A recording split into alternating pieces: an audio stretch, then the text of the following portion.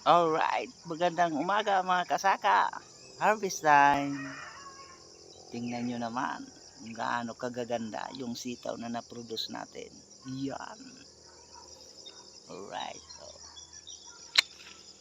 yan, kagandahan nito. Fresh. Wala po tayong ginamit na spray na insecticide dito. No? Free from insecticide. All natural. Foliar lang ang ginamit natin.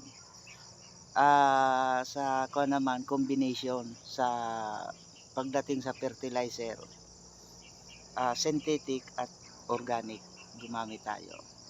Ganda ng resulta. Sigurado uulit tayo sa pagtanim ng sitaw. Ang sitaw, yeah. Alright.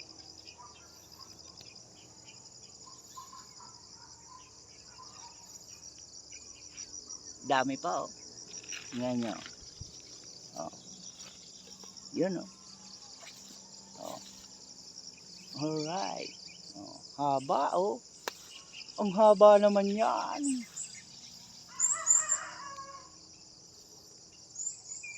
Thank you Lord.